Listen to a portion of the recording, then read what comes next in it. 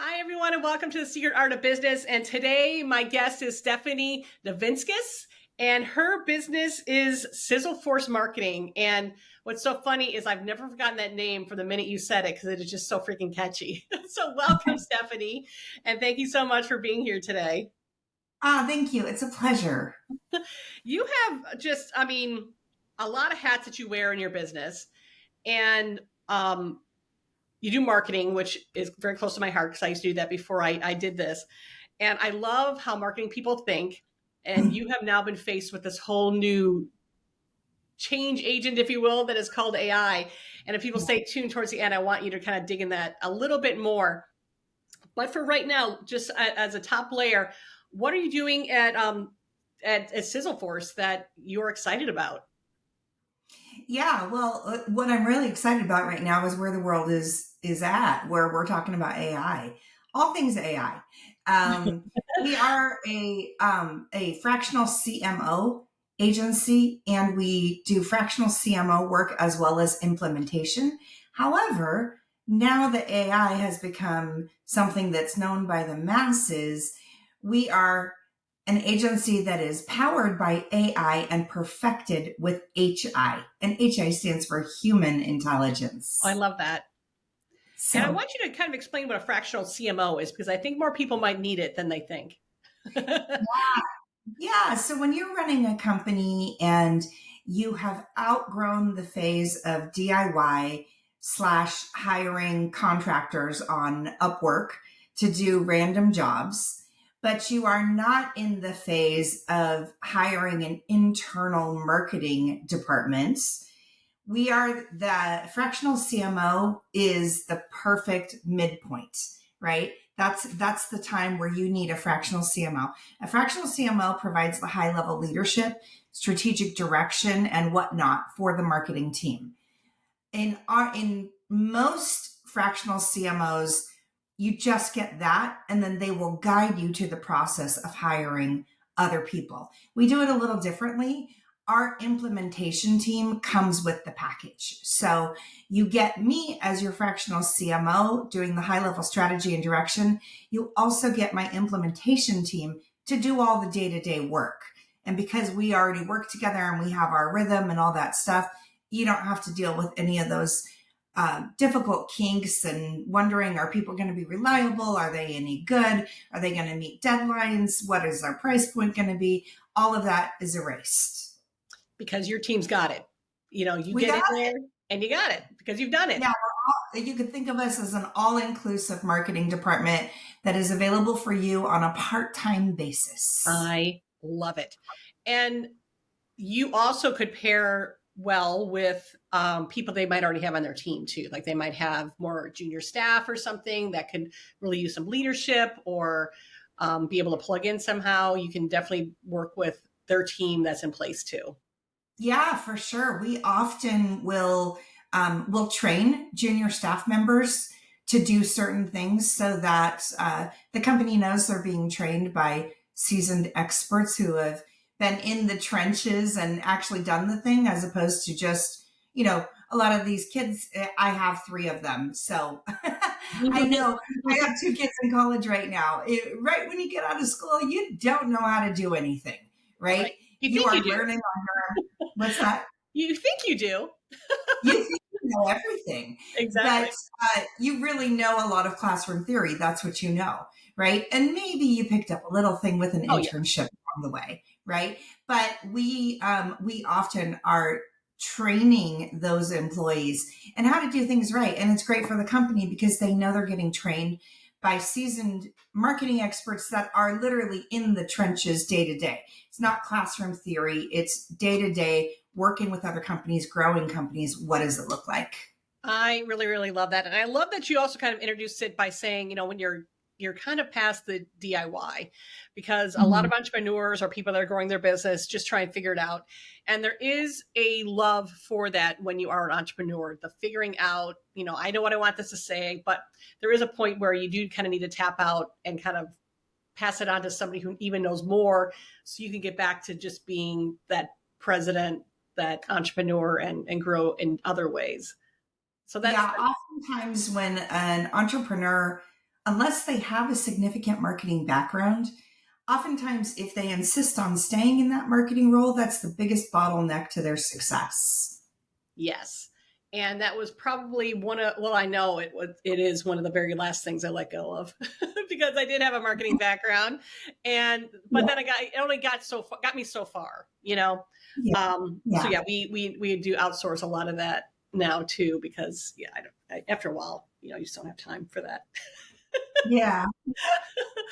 um, Now, Stephanie, when you were very, very young, this is before you went to school to be a journalist, because I did look that up.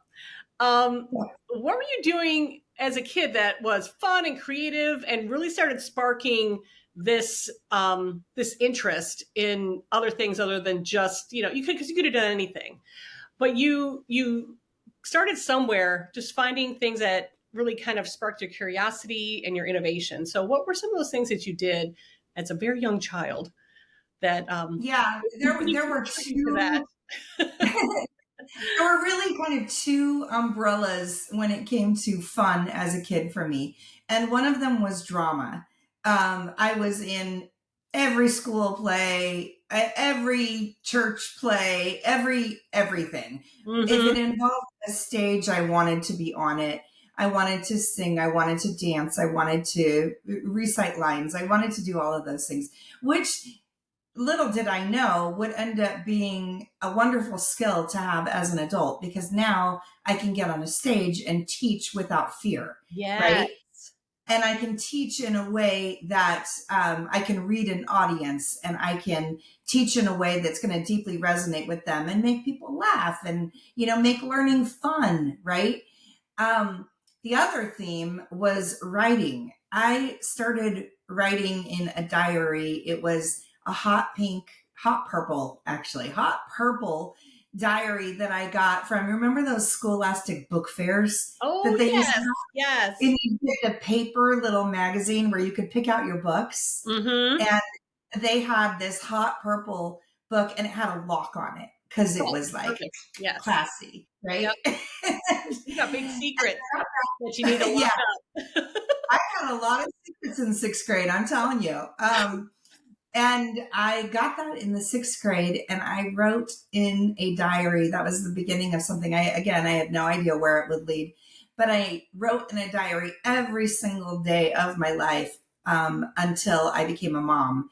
And then I was so tired from sleepless nights that I could not write. So, Yes. but that in turn really developed a love of writing for me, where, it started out with these silly little sixth grade, whatevers that Yeah, I yeah. wrote about. Yeah. And it really just developed this absolute adoration for the written word, and writing in a way that connects with emotions, right? Which Yes. lends itself perfectly to what I've made my living doing. I was already starting to see that connection as you were starting to tell that story, Yeah. which is really, really awesome. But you chose journalism uh, Yeah. to go into school with as a major. Um, Tell us a little bit about how you got from journalism to marketing. Yeah, that so the original plan was to be actually a broadcaster, right? I wanted to be behind the news desk and one of those people. I had a terrible professor my sophomore year. No, it must have been my junior year, because I was in my major classes. I had a terrible professor that year look at me and tell me, "Stephanie, you're never going to make it." And I was this young, impressionable, 20-year-old young woman, right? And I Mm-hmm. was like, "Why aren't I going to make it, Dr. Wolfmeyer?" That was his name. Doesn't he sound bad? Wolfmeyer, right? And I said, "Why am I not going to make it, Dr. Wolfmeyer?" And he said, "Your voice is too squeaky. You'll never make it on air." And I was absolutely shattered, Wow. right? Yeah. Um, but I was also very highly impressionable, right? And so I was like, "Well, I guess I'm not going to make it in that road, so I better look at plan B," which in a way is kind of sad, but in another way is kind of awesome, because it led to what I really was meant to do, right? Yes. Yes. So plan B was I'm going to go into feature writing. And so that was my emphasis in school, feature writing. And it was magazine article writing specifically. And that was, this is pre internet. So different world then. Mm-hmm. And then when I think it was it must have been my senior year, we had a school newspaper for my university, and I started working in the advertising department of the school newspaper. And then I found out that I loved selling, and I got to write ads, and I was like, this is fun. And then 3 weeks after I graduated from college, I got my first job at a newspaper selling ad space and writing copy for small businesses. And that was the beginning professionally. That's really, really a great story. Mhm. And it's great because I mean there were some obstacles that were thrown your way. This professor being one of them, and you Yeah. just kind of figured out but I'm still good at something, and I'm going to kind of figure out what that is. Even I mean Yeah. I could totally see you being on the news or something as a broadcaster. To be honest, so I don't know if that was the best. I don't even know if that was even advice. I think if anything he could have said, you know what, you could work on your voice. Here's how you can do that. Exactly. You're never gonna Exactly. make it. how Yeah. terrible. But again, like you said, it worked out. And I look at stuff like that as for whatever reason, fate or whatever decided to throw this in there because I was going the wrong direction and there was another That's right. direction I needed to go. So that's what makes that story just so freaking wonderful. And so you started working for other people, and then at what point did you decide, you know what, I'm gonna just found a company now and I'm going to be my own CEO? Yeah. So I worked in the newspaper, and then .com became a thing. The internet was born. Okay. Not the Al Gore version of the internet, but the one that, mainstream USA was using, right? Yeah, yeah, yeah. And so I jumped. I love new things. I love being on the cutting edge. So I jumped right over into the .com space in the marketing department. And then wireless became a thing. And I jumped right into that. Okay. Well, as we all know, that was a very, what's the word we should use for that? That was a very um, crazy world where one day you'd have a ton of funding and the next day all the investors would pull Yes. out. Yep. And so I was working with a startup, and they lost their funding. And literally at 4 o'clock in the afternoon, one day, everyone was called into the staff room, and they said, don't come back tomorrow because we lost our funding and you won't have a job and the doors are closed. We were like, okay. Okay. Um, and so I went home. I was newly married at the time, and I was like, maybe I should just do my own thing. Then nobody can close the doors on me. And my husband was like, yeah, why don't you go for it? So that was the beginning. I started my first company. It was also a marketing company, had a very specific niche of working with nonprofit Christian organizations. Mm-hmm. And I did that for several years until I had my first baby. And then I became a reproduction machine, and I spit 3 more out. And, and then and then in 2009, I had a 7-year-old, a 5-year-old, and a 2-year-old. And I was like, okay, I think I'm ready to get back to doing what I love. And I tiptoed back in, very much on a part-time mom basis. But I did that, and now the kids are grown, and here we are. That's really great too. And I your story I'm hoping is going to resonate with other women who kind of get in that situation too, where you really found out something, figured out, this is not working. I'm going to start my own thing. This is what I'm good at. I'm going to focus on that. That you take the time for the children, and yet you're like, you know what, I'm coming back, and I'm going to come back hard on this. And I think you've really created something that is, I think, so useful for people and can be so helpful. So it's all of these worlds kind of coming together, between the journalism and the drama and the, and the writing and all Yeah. these things. Because I mean, honestly, that's what marketing is. That's all it Yeah. is. Yeah.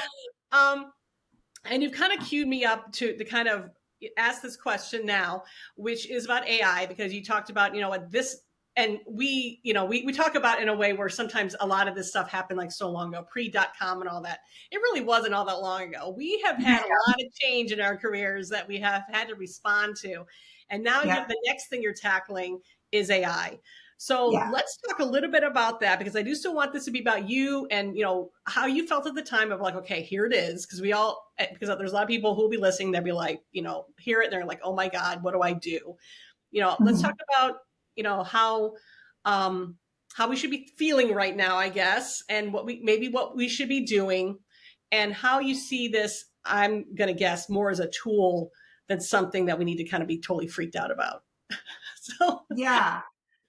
Okay. Well, I will be the first to say that, I started playing around with AI about 4 years ago, right? I learned about it at a marketing conference and started playing around with some tools, but the rest of the world didn't catch up right. really until November, right? December, Right. January of this past year. Okay. So I had already made a decision about AI that I was like, it's, it's never going to be as good as a human writer. It's Right. just whatever. If you don't know how to write, sure. Okay. And I'm going to be very transparent. So at first I was a snob about it and I was like, no, not interested. Okay. Then when the whole world started talking about it, then I got fearful because I was Mhm. like, oh my gosh, I have done this for 28 years. This Right. is how I've made my living. And Yep. now everybody is saying they don't need me. They can get this with ChatGPT. And I, quite frankly, completely freaked out. And I had a good 6 week freak out period. Okay. And then I was like, I have to like pull a Madonna. It's time to reinvent myself. Right. And I'm like, what am I going to do? And I was like, I used to be excited about all these changes. Why I feel so scared now. Right. I'm like, oh, it must be part of getting older. Oh my gosh. Right. And then one day it just hit me. And I was like, you know what? If we're going to do an AI puppet show, I'm going to learn how to be the puppeteer. Oh, And love that. so I just had a full mindset shift, kind of got sick of my own sad, fearful story and was just like, I got to do something different. I got to grab this by the horns. So we went all in. All in. I completely pulled my team off of almost every other project and redirected my entire agency to go all in and learn everything that we could about AI marketing tools. Okay. So to answer your question about how everybody else should feel, I can't tell you how they should feel. Everyone needs to feel the way they want to feel, right?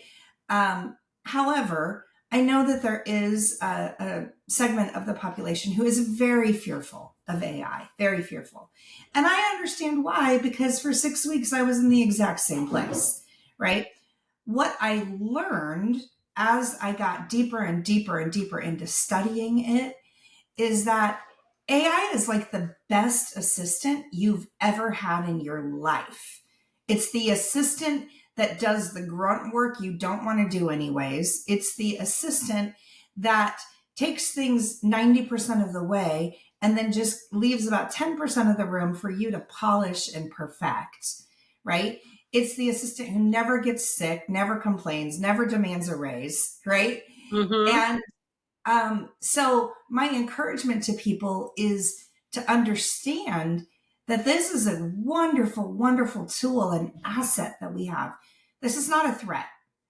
I don't believe it's going to take anybody's job. I believe it is going to call humans to a higher level of thinking, and that our responsibilities and our roles are going to be reassigned. We as humans are going to have the role possibly of overseeing AI implementation, right? But is it going to do our jobs for us? For the most part, it is not. Now, if somebody has a very low level type job, I would say those people might be in the most danger, right? Um, but again, I still believe those people will be reassigned to different tasks. The world is not going to, you know, there is no human on this planet that's going to be like Yep, I don't ever need to talk to a human again. I don't ever need to work with a human again. I don't ever need to buy from a human again. Right? That's just not the way that we were created to think. And so, I think anybody who's saying like they're going to take all our jobs, you've seen too many Transformer movies. Chill out. They're not.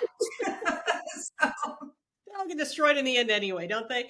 Um, right. the equivalent I like to think about, because this again, I'm gonna guess at least it happened in my lifetime. I won't date you, but when Max came out, I was very much in college, and everybody was like, "Well, what's this whole new Macintosh thing, and what's this going to mean?" And I do remember in my first job, which I did get because I knew how to use a Macintosh. By the way, I think that was really the only reason I was hired. But I did see a lot of production people get, keyliners, and the people that worked, the stat cameras and things are laid, literally laid out copy, get very, very Mhm. nervous because all of those tools went into the hand of the designer.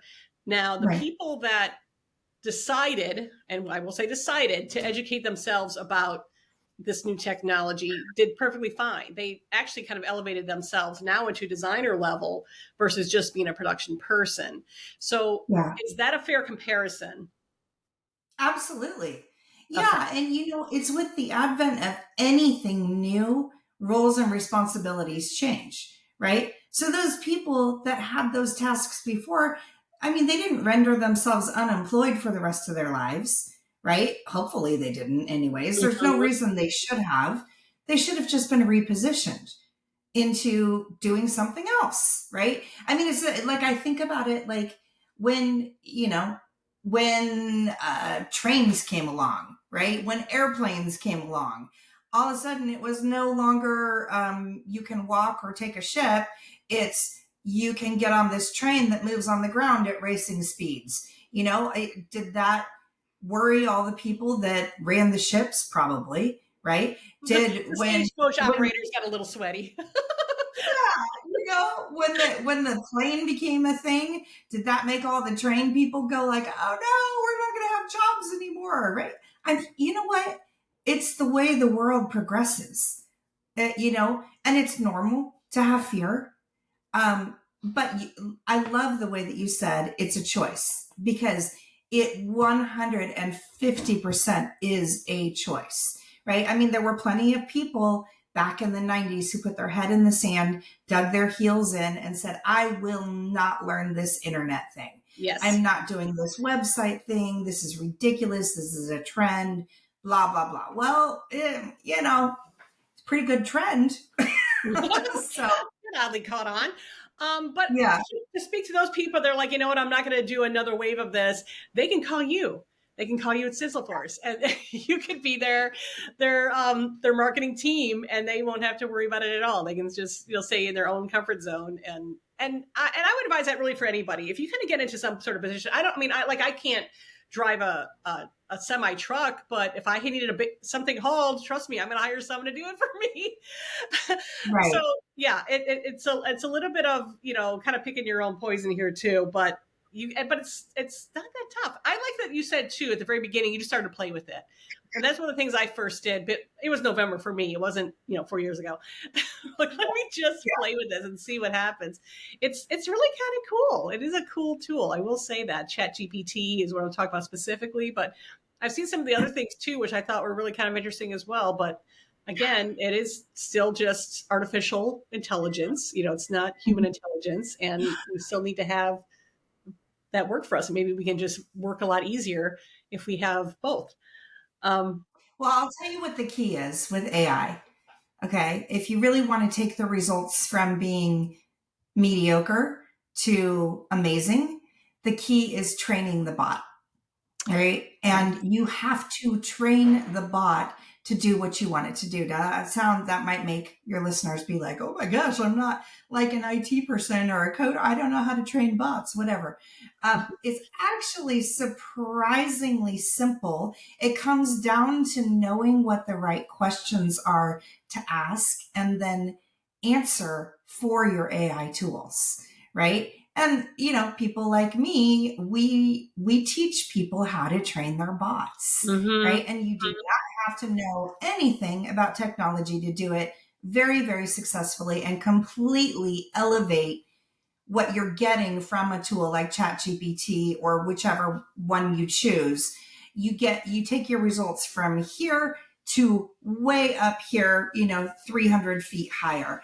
And it can happen in as little as a couple of hours. Very, very cool. Yeah, just between the two of us, I am a firm believer in that the client never knows exactly what they want. So if they try typing that into GPT, they're never going to get the answer that they want anyway. So Right.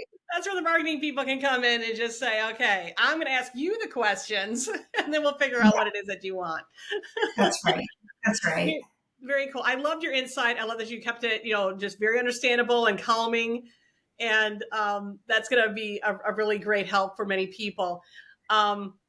And I'm also just going to put a fine point on. I love that your career developed, from journalism to basically advertising and out of this. Oh, drama! I can't forget that piece too, because that has all led to this, which is Uh, really, really kind of cool. And staying really in touch with all of that has gotten to where you are today, which is really on the cutting edge of technology. It's just so fantastic. oh, thanks. Yeah. And if you see me on the road, I'm probably in my car singing musical songs. So just so you know, the drama thing never left. I love it. I love that. Thank you so much, Stephanie. I really appreciated this. This was so much fun. And I think that you have helped a lot of people in a little different way than I guess normally do. So thank you again. Yeah. Thank you so much.